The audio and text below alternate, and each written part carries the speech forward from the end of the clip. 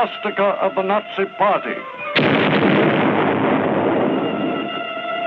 It is gone today, blasted from the earth, but the memory of its evil genius remains. Great is man's devastation of his own handiwork. Some men's thirst for conquest is unquenchable. Names like Genghis Khan and Attila the Hun freeze the blood of men and strike terror into their hearts.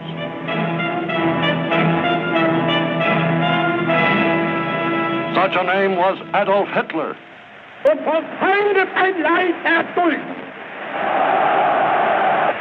What kind of man was this strutting, shouting fanatic of the Third Reich? If anyone really knew Adolf Hitler, surely it was his own family. Here is Adolf Hitler's sister today. Her name is Paula Wolf. Let her speak. I quote her. When we children played together, my brother Adolf was always the leader. All the others did what he told them to do. They must have had an instinct that his will was stronger than theirs. Father wanted Adolf to become a government official as he was himself. But my brother could not make up his mind. He wasn't the type to sit all the time, and therefore, as a government official, he would not feel at home.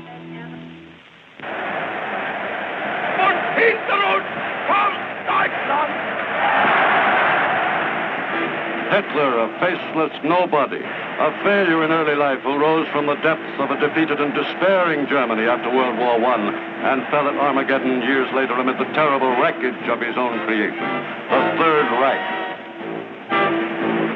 To historians, Hitler's success with the German masses stemmed from his gift of oratory, from his speeches, which had something of Wagnerian music, a foggy conglomeration of gods and heroes and blood and race.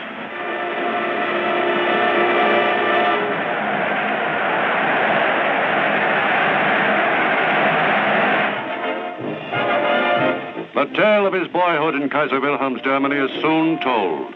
In the city's streets, among the crowd, the camera's eye seeks in vain for the son of a petty customs official. Proud, apart, almost friendless, he dreams of being a poet, an architect, an artist. But he winds up as a house painter and sometime common laborer. Through his 20s, the world knew nothing of him.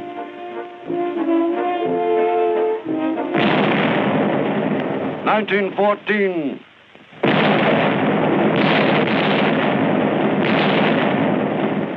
The Great War rescues him from failure, a time for heroic deeds. A new symbol, the swastika, rises from black German defeat. Members sign up for the German Workers' Party. The symbol appeals to Adolf Hitler. As a corporal, he had been wounded and gassed in the war, and he soon leads the bitter veterans in the dark days that follow. The parades are an integral part of this new political force, soon to become the National Socialist or Nazi Party. It is now 1920, and Hitler talks himself into the leadership of the party.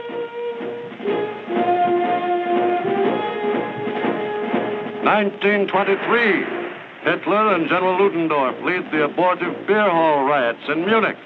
Hitler goes to prison, and the fanatic Dr. Goebbels takes over the party. From headquarters in Munich, Goebbels screams, "We build the Third Reich on propaganda." While the parades go on, Hitler sits in Landsberg prison and writes Mein Kampf, the Bible of the Nazi movement, the answer to unemployment, breadlines, depression. Fight, fight. Julius Schaub, an early follower of Hitler and a fellow prisoner during Germany's days of desperation, talks now. Während unserer gemeinsamen Festungszeit im Land. I quote, "While we were prisoners together at Landsberg, Adolf Hitler spent the mornings working on his book, Mein Kampf.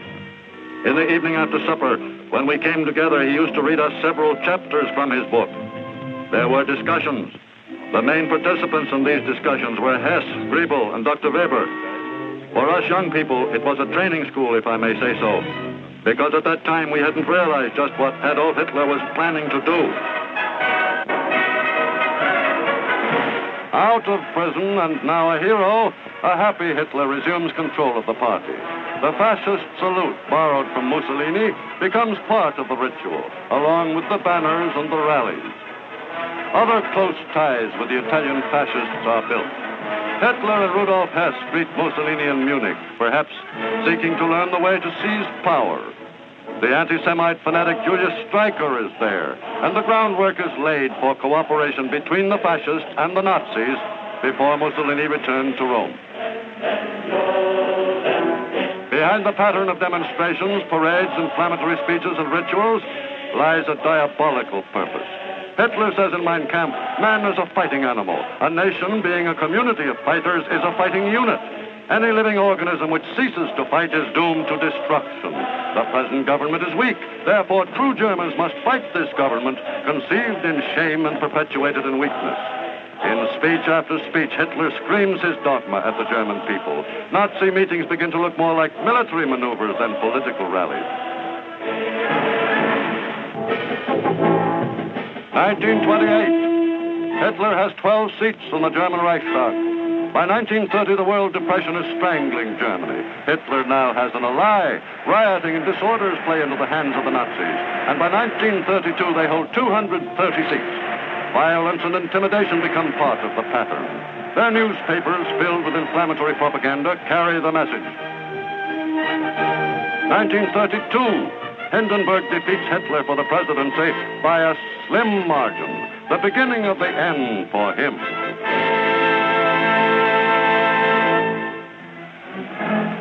January 30th, 1933. Hindenburg is through. Hitler is named Chancellor, and in a torchlight parade, his followers pay pagan homage to the undisputed master of Germany. The Stahlhelm or steel hats, the SS elite guards, and the SA stormtroopers are all there, and they will spread terror throughout the land. Hitler now has the support of the big German cartels. Hitler is now able to put into practice his thesis as spelled out in Mein Kampf, that the aim of all education and all effort is to produce a German who can become a soldier.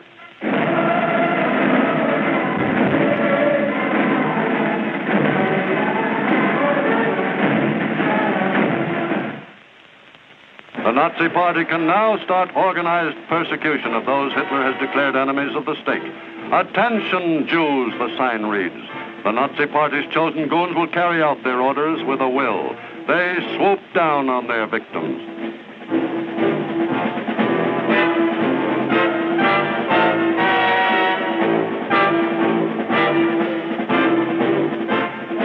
Homes are broken into day and night. Hitler says in Mein Kampf, only the application of brute force, used continuously and ruthlessly, can bring about a decision in favor of the side it supports. Early in 1933, all meetings of the Communist Party are forbidden in Germany.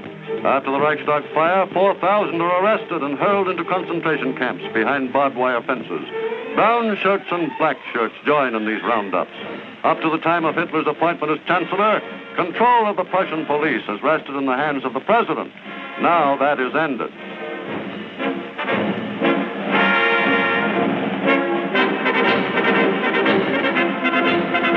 The Prussian police are commanded by Hermann Goering, whose beer barrel shape contrasts with the lean, hard bodies of the men under his command.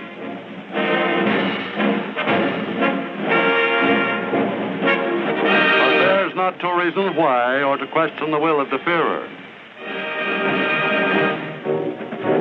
August 2nd, 1934, President von Hindenburg, the idol of the German people, dies. Hitler digs in, assuming the presidency and consolidating the office with that of Chancellor.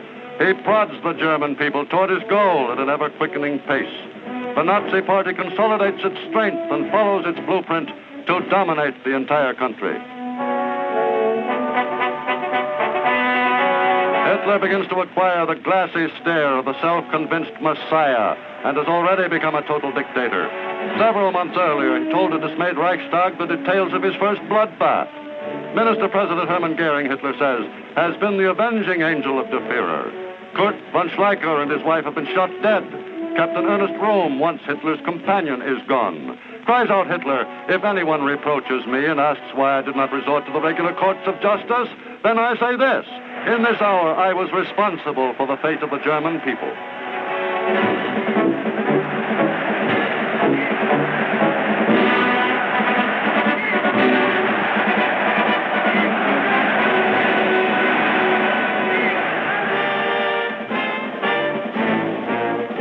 A large standing army is forbidden by the Versailles Treaty, but for a long time the Nazis have managed to circumvent this. Since 1925, they have had an organization known as the Reichswehr, under Baldur von Schirach, the youth organizer. There is a cadet corps and a phony labor corps. Every village, every town, every city adds to the roster of young men trained to serve as soldiers of the Reich. These labor battalions are pledged to serve Hitler in these words: never in the trenches, never surrounded by bursting bombs, but we are soldiers of the Reich. At first, these men drill with shovels, and Germany has more hunting clubs than game, a cover for other military organizations. Gradually, the world begins to see through this massive subterfuge.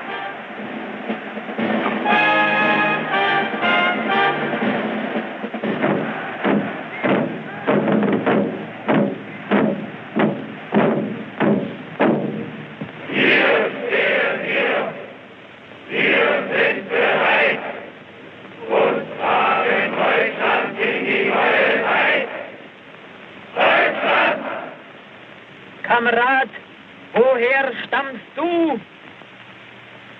Aus Friesenland. Und du, Kamerad? Aus Schlesien, von der Saar. Ein Volk, ein Führer, ein Reich, Deutschland!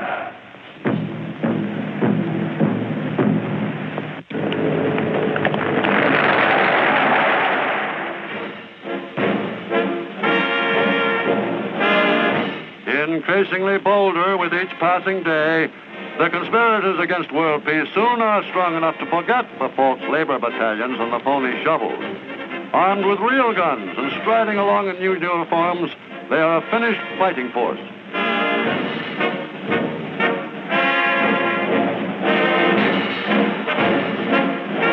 Cavalry, another violation of the Versailles Treaty, whose framers remembered the feared Uhlans, passes in review before the Reichswehr.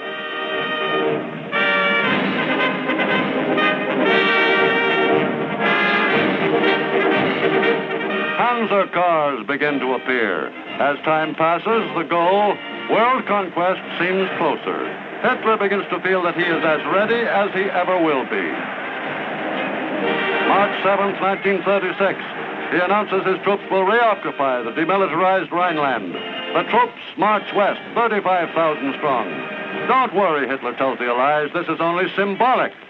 Nevertheless, world capitals are jittery. Paris considers mobilization, but nothing happens. Britain is too preoccupied with her economic problems. Hitler's bold revival of German militarism, the reappearance of the German eagle, the dedication of the Nazi Party, all these signs fail to arouse action. America, with prosperity returned, is indifferent.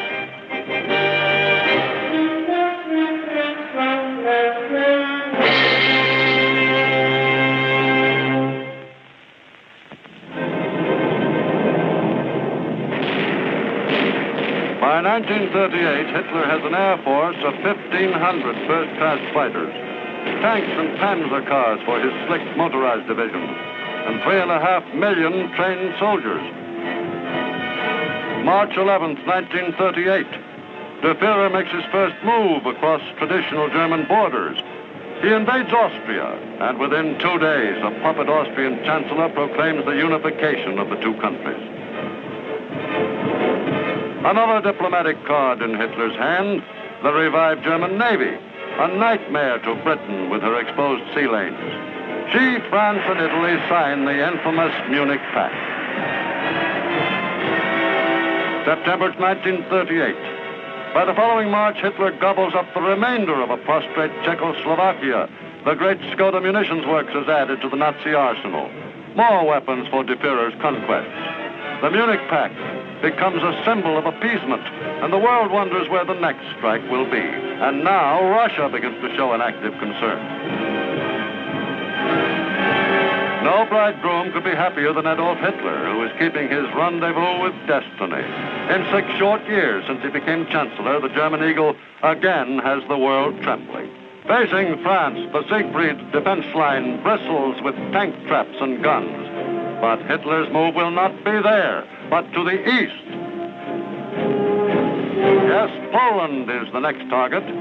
As Germany and Italy sign a military pact, the German divisions are sent to the Polish border and begin maneuvers.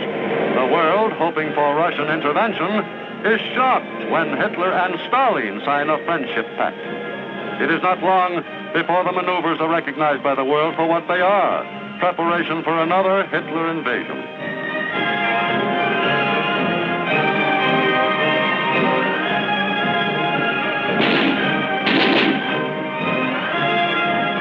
To the Polish border, Hitler has sent divisions of cavalry to cope with the Polish mud when it becomes too difficult for the mechanized divisions. Everything goes according to plan. Out of the youth groups have come divisions of hardened soldiers ready to die for the fatherland. Out of the young groups of athletes who practice jumping come the tough paratroopers ready to strike with lightning speed. From the glider clubs, supposedly sports clubs, come the trained pilots to man the Messerschmitts.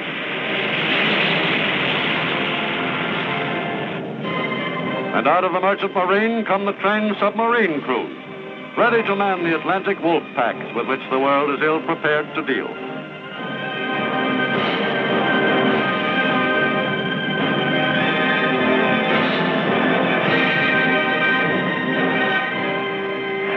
Yes, the youth groups are serving their purpose in the Nazi master plan. September 1st, 1939. Germany's radio stations crackle out the warnings, "Stand by, something big." Inside one heavily guarded studio, the Minister of Propaganda, Joseph Goebbels, speaks. The news is world-shaking. Germany has invaded Poland. Within 2 days, France and Britain have in turn declared war upon Germany.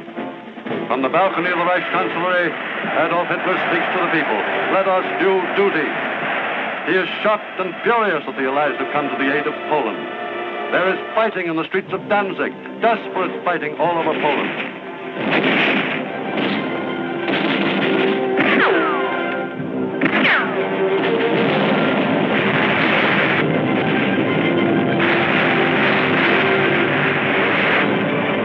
Poland is literally burned off the maps of the world as the Panzer divisions execute the first of the ferocious blitzkriegs. The German-Polish frontier disappears as the Poles try to oppose a moving 20-mile wall of steel and firepower with their ancient cavalry. Hitler goes to the front to view the slaughter at Poznan. In 3 weeks, the nation is reduced to unresisting ashes.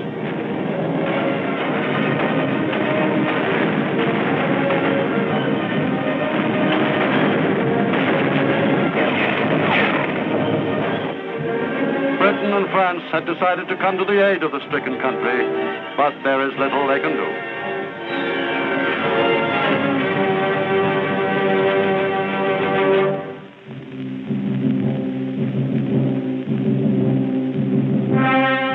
Before the autumn leaves have fallen, the subjugation of Poland is complete. The world now knows it is engaged in a death struggle with the former unemployed house painter, now become world conqueror. The screeching fanatic is familiar. But what about the man? In Bavaria, at Berchtesgaden, the man Hitler has built himself a hideout. It has a patio overlooking the wild mountain known as Untersberg. It is here that he entertains top Nazi officials in private. And it is here that his love for a woman grows and becomes a strange part of this implacable despot's private life. Eva Braun, ex-receptionist in the photo shop run by Hitler's photographer Heinrich Hoffmann, had begun to appear earlier at Hitler's private receptions at his mountain retreat. Few people knew the strange fascination he has for women. Because of him, 3 had tried suicide. Eva Braun walked into Hitler's life in the early 30s, but only his intimate friends know of the relationship. While he conferred with party aides, Eva was always in the background at Hitler's retreat, the Berghof. As a very young girl, she had been in a woman's institute in Braunau. Hitler took her under his protection in 1932, after she'd tried to kill herself. With Eva came her sister Gretel. In this beautiful setting, the Polish massacre and the coming war with the Allies seemed remote indeed. A cocktail party atmosphere prevails a great deal of the time. Minor party officials whose names are lost to history are there chatting with the Führer, as Eva and her sister and friends provide almost comic relief. And looking at her, one might be inclined almost to pity her. Poor girl, scarcely more than a child, and flattered by the attention of the ruler of her country, she can hardly be expected to act differently. She came from the same humble background as Hitler himself, a possible explanation of his preference for her. The wife of the Führer's adjutant, Frau Schaub, sheds a new light on the love life of Germany's master. There was, after all, Hitler the ladies' man. Das Gerücht, dass Adolf Hitler Frauen gegenüber. She says, those rumors that Adolf Hitler was supposed to be abnormal over women are false. As the wife of a man who was his adjutant for 20 years, I had numerous occasions to watch him in private, and also when in the company of ladies. I can assure you that he was definitely a very normal man. He loved women and loved to be in the presence of feminine beauty. I know all about the relationship between him and Eva Braun from 1931 right up to the end. And I also know about many other love affairs.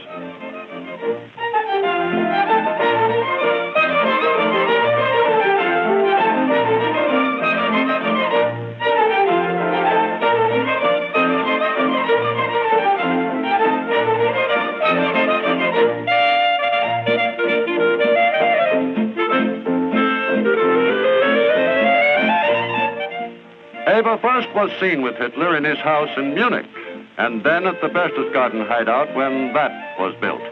She is seldom photographed with Hitler. She is rarely alone at the Berghof. In addition to Sister Gretel, she has many of her friends who help to provide light-hearted diversion, as a balance perhaps for the more serious matters under consideration.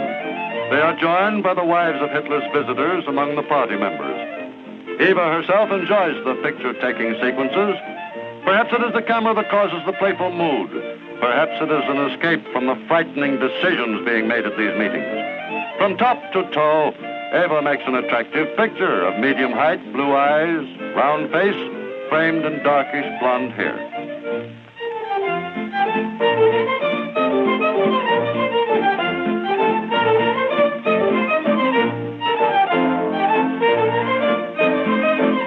We have no comment from Hitler about his sweetheart. From others come varying opinions. Says Heinrich Hoffmann, who discovered her. She is an ordinary, pretty little shop girl with all the frivolity and vanity of her kind. To Dr. Goebbels, she is that stupid flapper. Knowing how Hitler despises fatness in any form, Eva spends a few hours a day in exercise.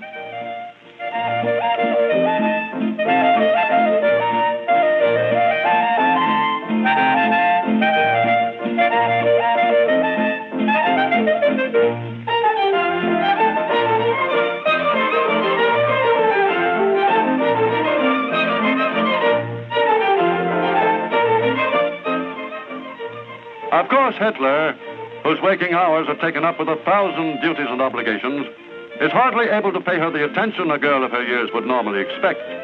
While some of the entries in her diary tell of Hitler's anger and of his neglect and her own mortal unhappiness, she also writes with pride that she is the mistress of Germany's and the world's greatest man. Then she seems not to mind the neglect.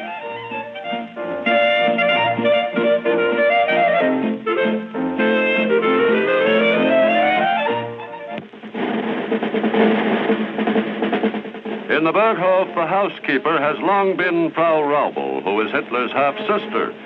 It is her job to keep the establishment going so that the Führer may always use it as a spot for quiet business matters away from the chancellery.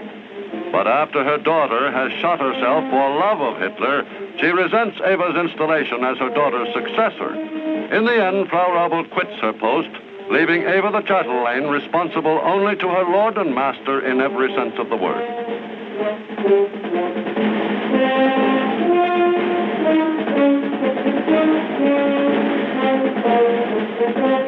Over the years, Hitler's bodyguard, the brutal Martin Bormann, turns the Berghof into a second chancellery, which is always awaiting guests.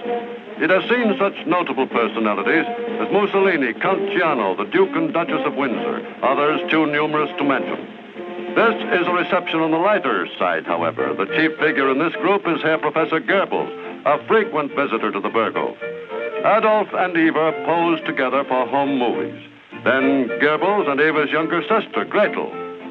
Gretel is a more fastidious girl than Eva. In time, she will marry Hitler's aide-de-camp, Hermann Fegelein, and suffer tragedy when he is shot by Bormann as a traitor to Hitler. Hitler's most intimate advisors say they don't know at what point the frivolous Eva becomes his mistress.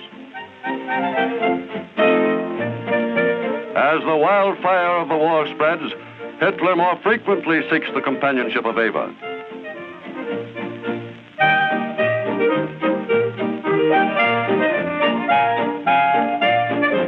There has been gossip about Hitler and Eva being the parents of a child, but it seems untrue. This baby is probably the daughter of one of her girlfriends.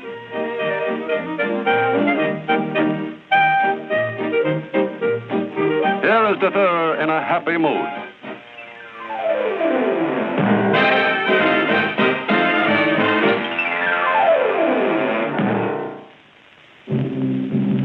It is hard to imagine now that a great war is raging.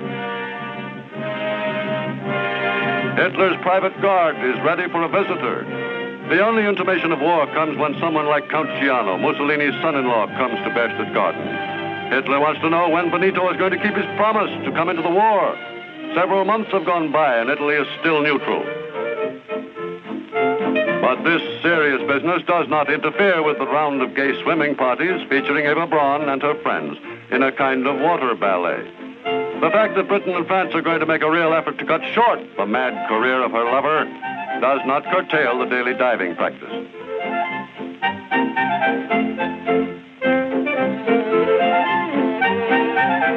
The picnic lunches featuring Das Gut Lager beer.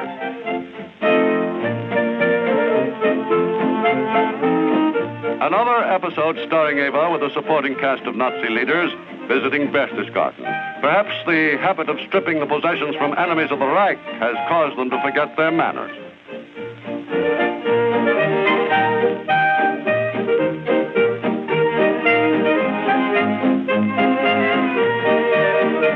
The girls at the Berghof are always willing to provide amusement. These lakeside frolics are some relief from the other business of the Berghof, the planning of world conquest.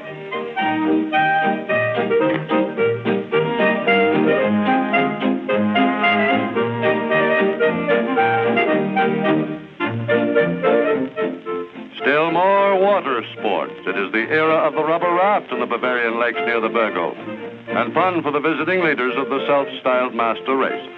Far different from the rubber rafts which are floating in the vast areas of the Atlantic with their human cargoes consigned to the sea by Hitler's roving deadly submarine wolf packs.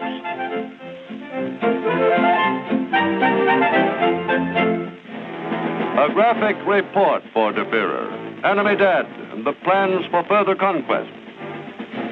It is now spring again, April 9th in 1940, and the Nazi planes are in another sky.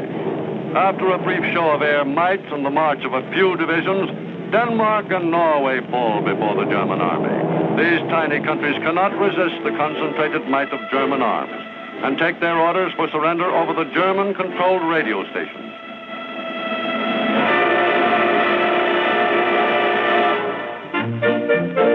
But even Hitler's attempts to remake the map of Europe brings few changes to Berchtesgaden. At Hitler's hideaway, it seems that everything is always the same. The same girls in bathing suits seated on the same blankets, the same water sports, the same carefree air. But not entirely. The beauty of a butterfly's wings are indeed fascinating, as are many things bright and gay. But a butterfly's wings are quite different from those of transport planes. And the transport planes carry a deadly cargo.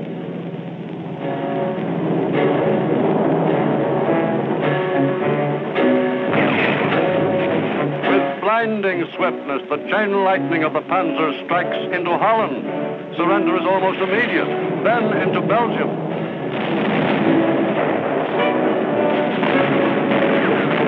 The British are rolled up at Dunkirk.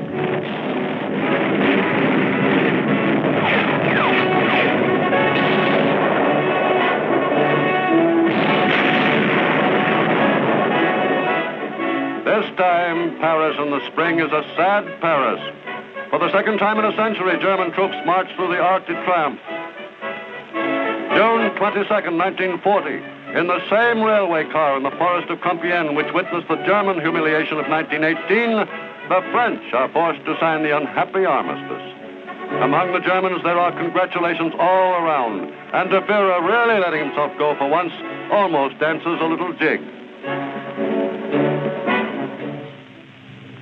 After a visit to the Paris Opera House, Hitler goes back to Berchtesgaden. He is spending more and more time in the old familiar haunts now, strolling the paths from the Berghof to the tea house that has been built for him.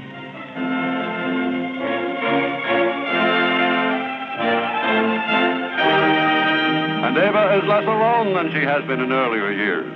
Under the impact of the tremendous events that rocked the world, Eva is undergoing a change. She senses the role she plays in her lover's drama, and this time, with Julius Streicher as guest, she acts with more dignity.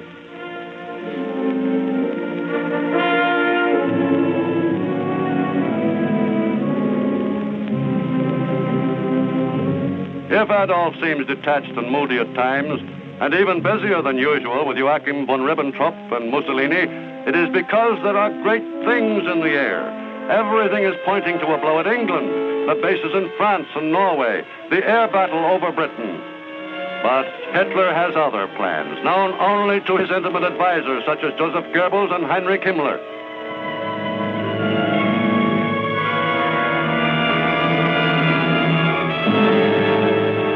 June 22nd, 1941.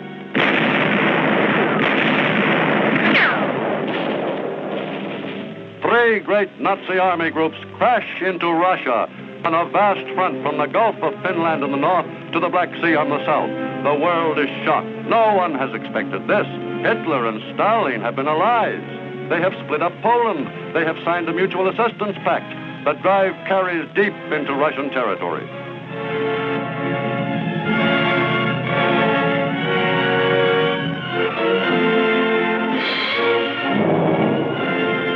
The advance is speeded because the Luftwaffe has absolute control of the air. In the Kremlin, in a slow, halting, colorless voice, Stalin calls upon his people to scorch the earth.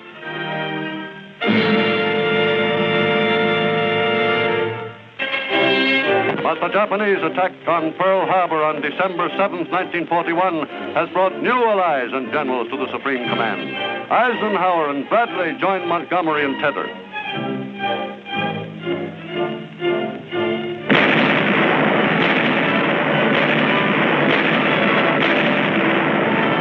1942.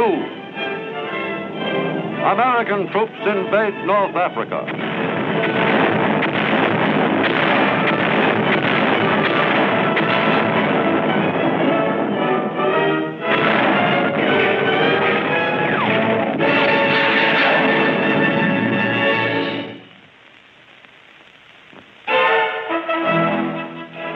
Hitler's Russian invasion has stalled in a great swirling maelstrom of blood and fire, whose vortex is Stalingrad.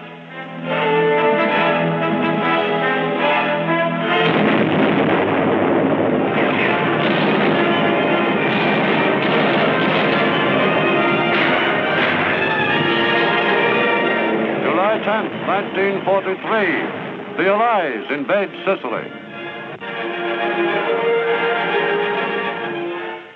Hitler has Mussolini in for a conference. The Führer does not like the way things are going in the South. There is a saying, dictators ride to and fro on tigers, which they dare not dismount. Hitler gives the Italian dictator a severe dressing down. Benito listens, knowing his armies are collapsing.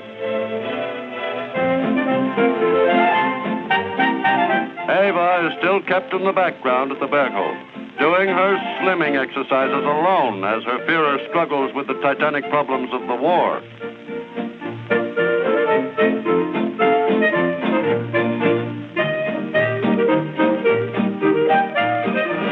How can he keep his factories supplying the troops despite mass Allied air raids?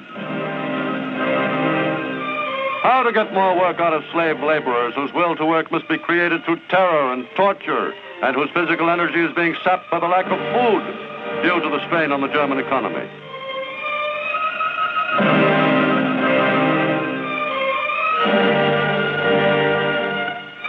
full production can hardly be expected from starving men who must push and shove each other for the scraps left for them.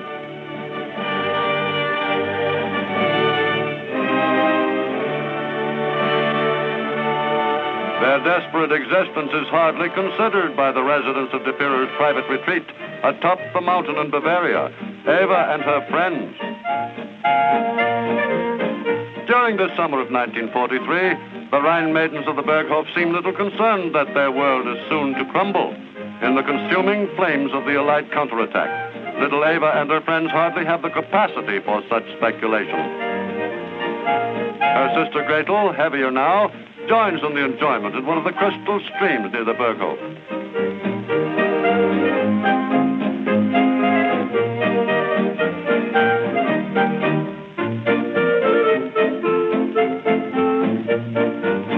The girls like shower baths. The Germans call them Brass baths. This falls makes a natural one, cooling on this hot summer's day. But the showers of the German concentration camps are a different kind of shower. In place of the cooling mountain water, their jets carry deadly cyanide gas, showers of death for the unwanted, race extermination.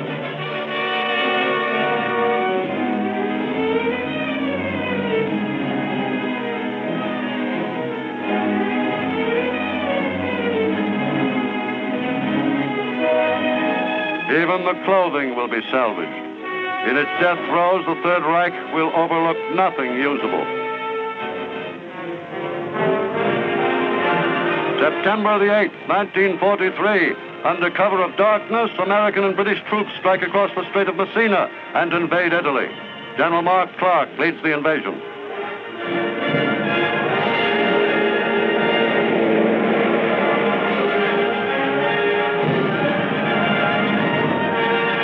Scratch one dictator, Mussolini. German paratroopers rescue him from the prison in which he has been held in protective custody. Brought to Hitler, he thanks his savior profusely. He will live to be hung by his heels in the public square at Milan.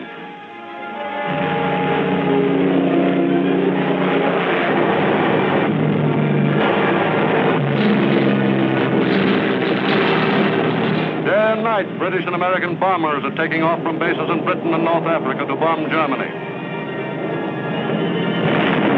In German cities, the fire apparatus is kept constantly busy by the 1,000 plane raids. It is 1944, and the Allies have almost undisputed control of the air. Planes sweep through the skies and rain down destruction on Cologne, Hamburg, Berlin, the Ploiesti oil fields, railroad yards, and rocket launching pads.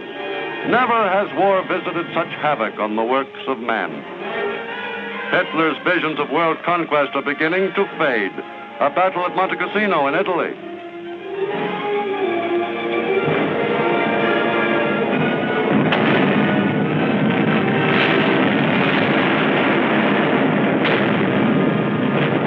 Soldiers of many nations are in the bitter fight for the monastery.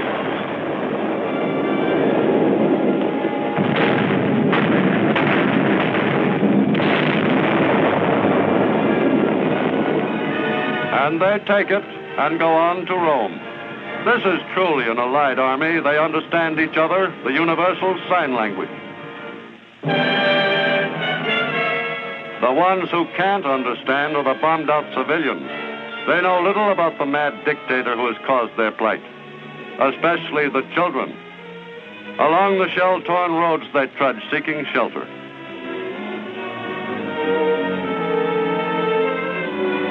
Now for one of the last glimpses of the Berghof. It's the birthday of the son of one of Eva's friends, and war or no war, a birthday deserves a celebration. But even on a birthday, problems press heavily on a dictator's mind. The ring is closing, but there must be some move, some master stroke. And then the bombings. Day and night, day and night. This is the repayment with interest for Warsaw and Rotterdam and Coventry. Yes, the little fellow gets a birthday party. What will the next one be like? Will there be a next one?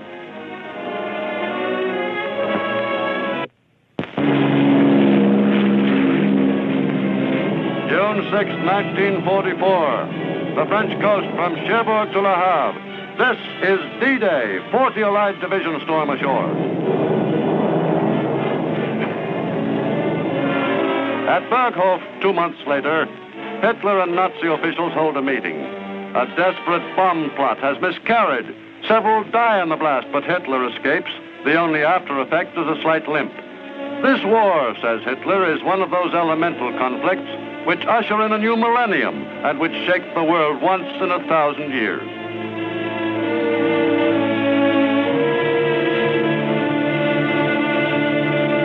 This is Schaub, who was then personal aide-de-camp.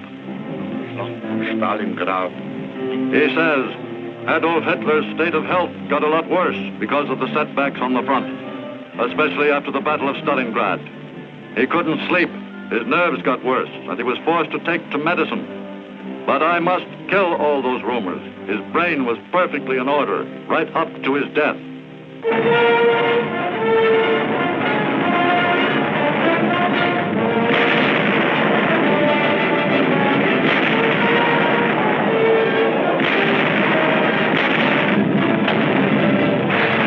On the Western Front, General George Patton unleashes his tanks. Hitler has worked his revenge for what he considered the humiliation of Germany. He is paying its price. To a desperate Hitler, his Blondie is of some comfort. Faithful when even the Führer's life is threatened by his former friends. She is trained to kill on command.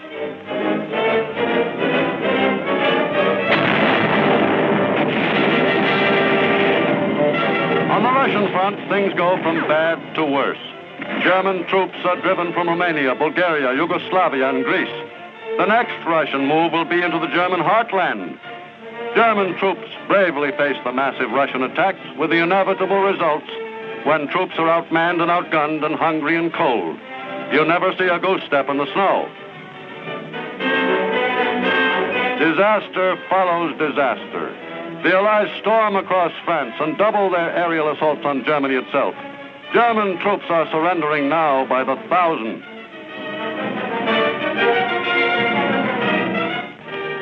The white flags of surrender are fluttering everywhere. The GIs pull down the swastika and run up the stars and stripes.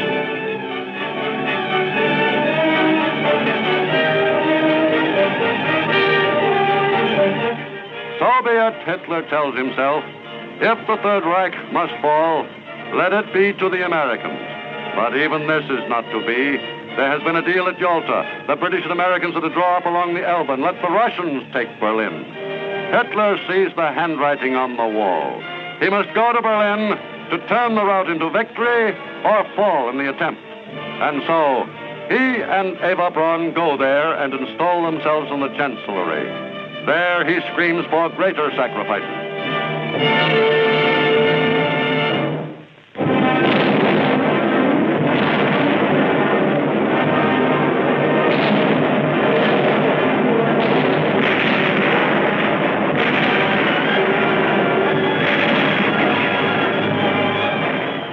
Berlin, a city in its death throes. All day and all night the guns thunder. Civilians decide to make a run for better cover.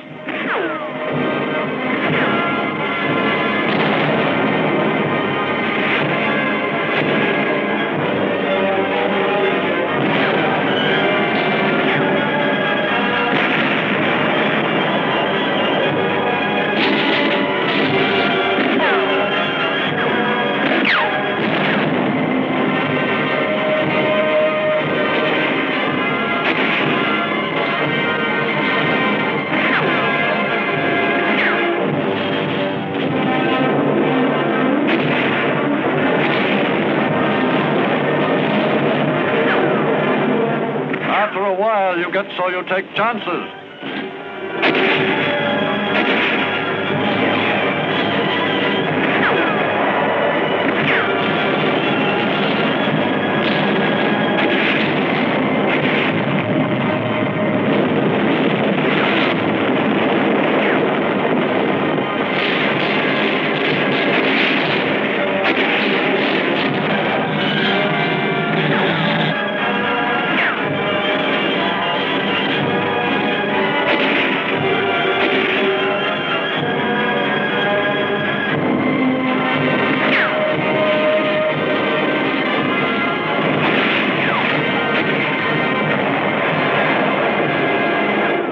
April 20th, 1945, and the Russians are mopping up in the Berlin suburbs. Hitler has called in his staff, the final meeting. Should they fly to the south, Hitler elects to stay until the end and goes to a bunker under the Chancellery with Eva. Himmler and Goering desert. The crashing gunfire is the sound of approaching doom.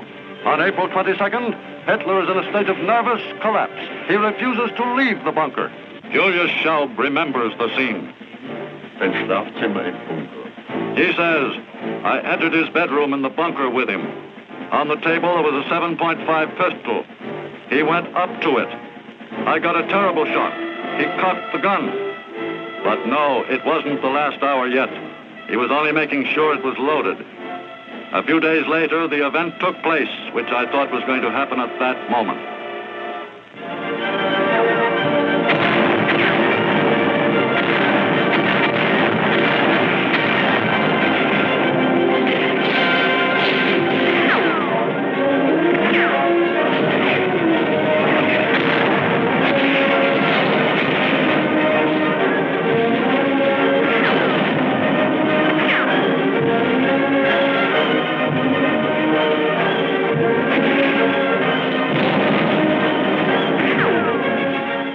Defenders of Berlin are routed out.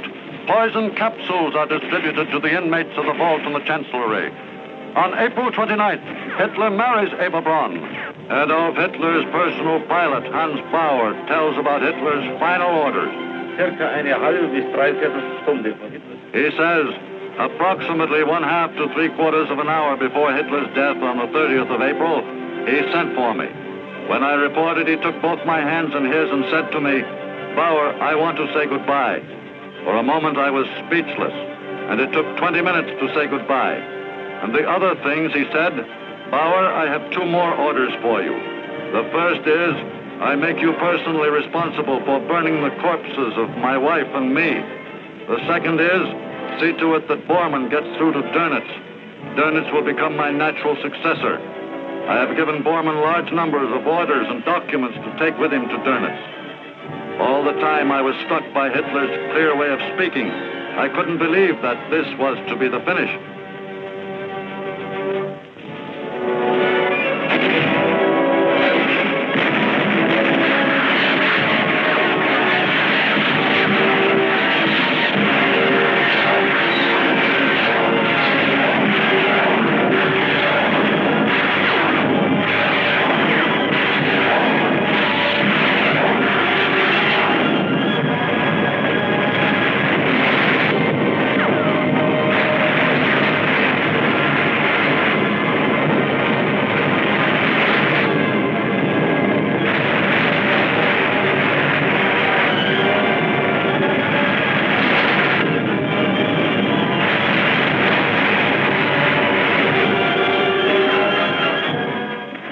flaming Nazi capital is taken.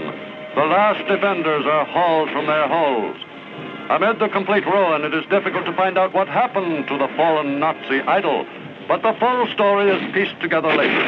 In the basement of the Chancellery, Adolf Hitler shoots and kills himself. Eva takes poison and dies. Their bodies are burned by Joseph Goebbels and Hitler bodyguard Martin Bormann and tossed into this ditch in the courtyard outside their death chamber. Here is Erich Kempka, Hitler's personal chauffeur for many years. He soaked the bodies in gasoline. He says, when I saw the chief for the last time, I definitely had the feeling that the end was near. But there was no change in him that you could see, not in his character nor anything else. He said goodbye and dismissed me. Next day, when the chief was dead, I went on to the bunker just as they were carrying out the corpse. Then came Martin Bormann with Eva Braun in his arms. I took her body away from him and carried her along behind Adolf Hitler. We placed these two bodies side by side in the garden. I had placed on me the exceptionally difficult moral duty of pouring petrol on them and setting fire to them. The corpses burned from 1:30 until 7:30 in the evening.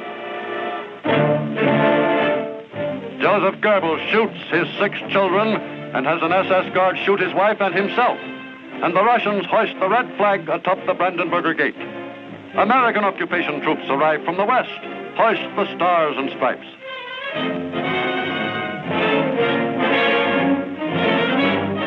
Allied leaders, including American generals and Russian generals, take over.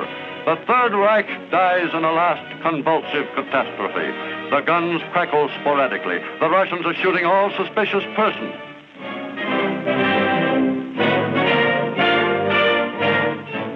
Berlin, May 4th, 1945. A city of smoldering ruins, which, like Phoenix, must rise from the ashes of itself. Adolf Hitler has left a mark on his country, which will be remembered for 1,000 years. The 1,000 years he said his Third Reich would endure. Hitler's private mountain lair, Berchtesgaden, shares the fate of Berlin. The scene of his trysts with Eva Braun is a shambles. The actors have left the scene forever. The Nazi leaders are dead or in prison, and the female lead, Eva herself, is a rotting corpse, charred beyond recognition. And what shall we say of the principal actor, the part-time common laborer whose dream of leading his people to world conquest ran the gamut of violence, torture, concentration camps, mass death chambers, and ended in utter destruction? In death, as in life, Adolf Hitler remains the sinister symbol of tyranny, the ruthless tyrant whose mad ambition did not stop with the enslavement of his own people, but stopped only after it had unleashed upon the world the most brutal war in recorded history.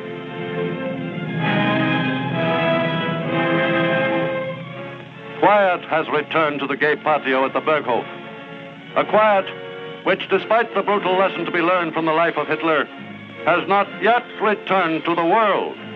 The horrible specter of man's inhumanity to man still dwells among us.